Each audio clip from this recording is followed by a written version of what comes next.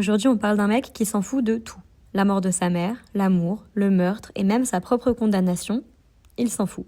Spoiler alerte, je raconte tout le livre. Donc si tu veux pas connaître la fin, va-t'en, maintenant.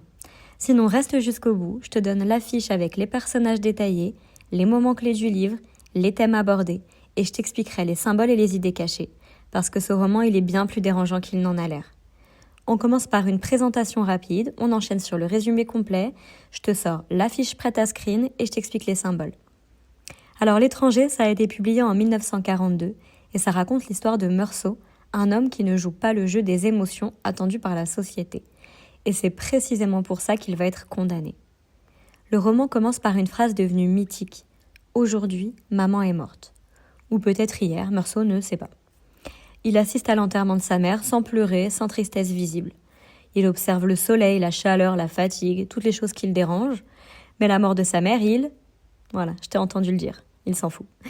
Dès le lendemain, il va à la plage, il se baigne, il rit, il commence une relation avec Marie. Tout semble normal, mais quelque chose cloche. Meursault ne fait jamais semblant. Il aide son voisin Raymond, un type violent, notamment dans une histoire de femme battue. Un jour, sur une plage écrasée par le soleil, Meursault croise un homme lié au conflit de Raymond.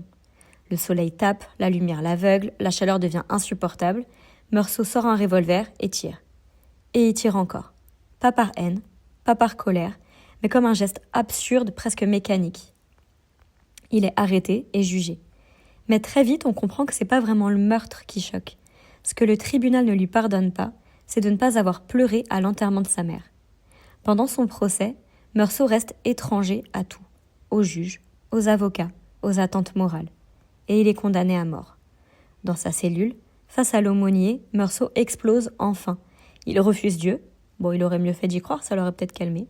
Il refuse le sens imposé, il refuse les illusions. Et dans les dernières pages, il accepte pleinement l'absurdité du monde. Il souhaite une chose, que le jour de son exécution, la foule l'accueille avec des cris de haine.